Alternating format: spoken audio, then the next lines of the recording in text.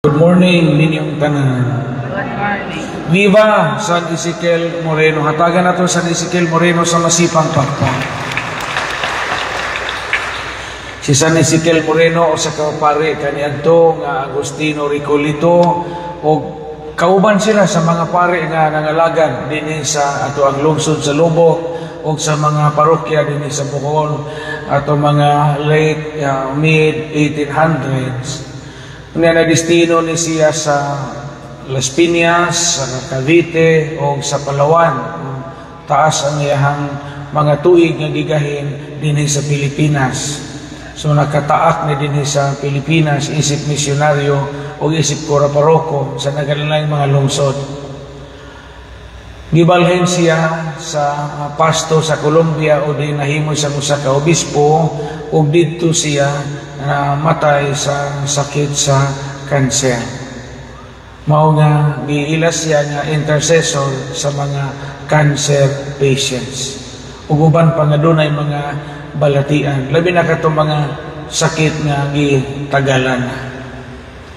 Mga igsuon, ang ebanghelyo gahapon ug karon sumpay ni usara ni pero gitunga sila.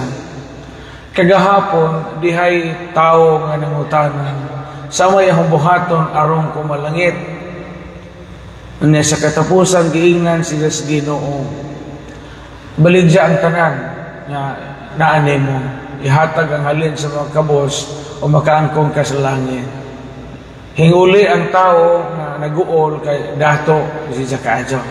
Mutuin sa ebanghelyo. Karon giproklamar na po sa itong Ginoong Jesucristo nga lisod sa dato ang pagsuod sa langit. Dato gihapon.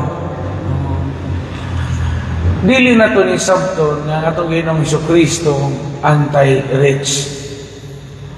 Dili na to ni sabton nga ang Ginoo kontra sa mga dato. Kaya atong Ginoong Jesucristo kadaghan mas sa mga collaborators sa mga dato sa iyang panahon. Mga naahan kadto dahil silang mga Nicodemo, silang Sakeo, mga datuon matuuban pa mga tao nga diin nintabang sa iyang ministry as pagsangyaw sa maayong balita. Ari ta mo patigog sa itong pamalandong sa duha ka butang. Primero, lisod sa kadato ang pagsulod sa gingarian sa Dios. Muna'y first part sa ebanghelyo karon. Asa mong dapita nga sa kadato maglisod sa pagsud sa langit. Maglisod ang sa kadato pagsud sa gingarian sa langit kung ang iyang pagkadato dili niya magamit alang sa gingharian sa Dios. Kana bang ang tanan nga ato nga napahimuslan gitudloan man kita sa Ginoo nga ang tanan nga naato di gina para sa tong kaugalingon. Ang dato gani nga maghuna-huna na unsaon pagbusog ang iyang kaugalingon mao nay peligro. Kay mo na'y makababag nato sa gingharian sa langit. Labi na o kanunay ratang kupot kanunay. Kanunay latag na magkubot kanunay sa itong bahandi. Unsa, di kita makabuhi ni ini. Dihang dapita ta maglisod pagsuod sa langit. Sa Antikira sa una, daghang amo. Kailan mo amo? May amo. Unggoy. Daghang amo sa una sa gagmay pa. Mo na problema namo sa una magtanong og mais, kay inikanagon sa mais. Amo may mo ani. Unya o magtanong pag kamuti, ang amo ko'y mamunuan, hago ning amo. Kay kanunay ng amo nga mo'y kalamidad sa atong mga tanom. Di ta makaani sa atong hinaguan tungod sa mga amo. Pero ang mga tiguang naa sila'y pamaagi unsaon pagdakop ang amo. Nay lubi din ha, nga tibtiban o tibtibag ka ng igor masuod ng kamot sa amo. Nabutangan na ditong saging so sa lubi.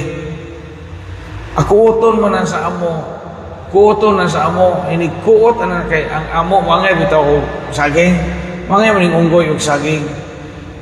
Inigkuot na sa amo, sa lubi nga gibuhuan, sa to ay saging sa suod, di na dyan na nigabuhian, no matter what. Mo nga, madakpan siya sa, lagi siya sa tanom, kay magsangkad dyan naman siya itong lubi, nga to atong saging sa suod.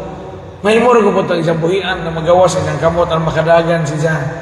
Di naman siya buhian, katuan na may saging. Mo po na mahitabo usahay sa tao.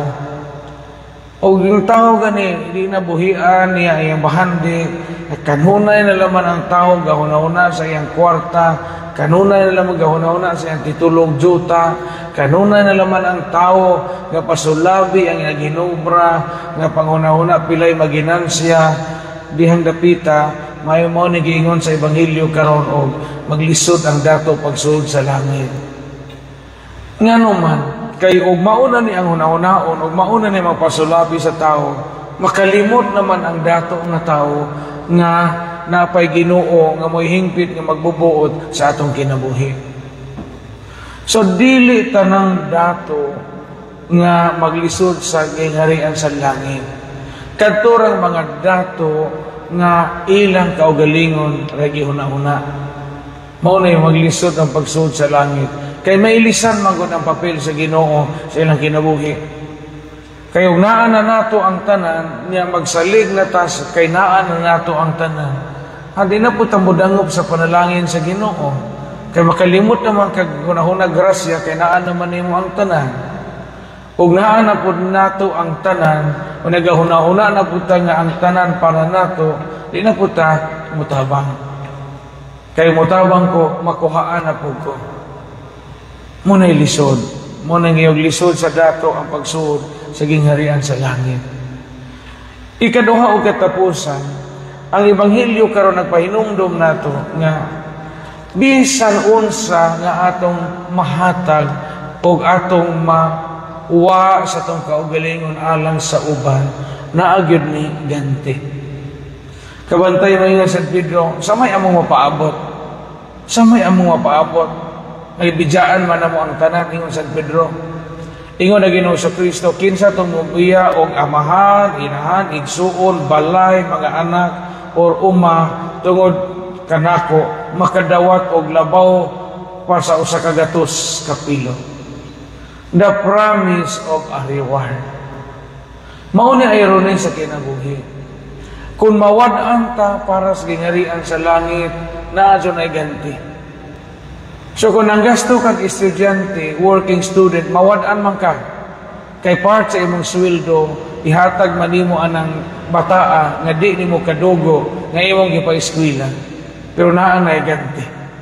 Si Jesus mismo naghatag og assurance nga tanan na ay ganti. Kung nagasto kag panahon para sa simbahan, hingasto kag panahon para sa simbahan, para sa cluster, para sa kapilya, para sa dadyong, naadyo na reward. Ang Ginoo may gaingon mismo.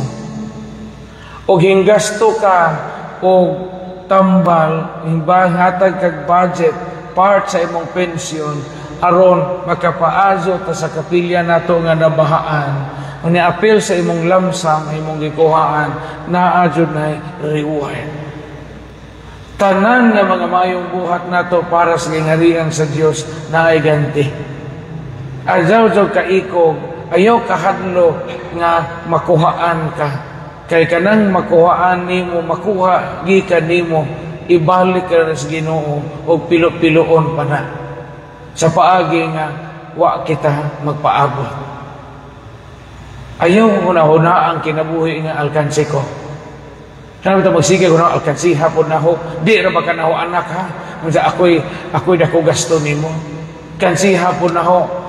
Domingo, gikan sa amo, naara ko simbahan, kaya napay tabo, napay meeting, napay mga dekoritunon sa simbahan, napay kantahuno na mong choir. Kung maghuna-huna ka nga alkansi kas kinabuhi, maalkansi jo ka tinuod. Huna-huna kanunay nga, whatever we do for the good of the kingdom, there is a promise of a reward.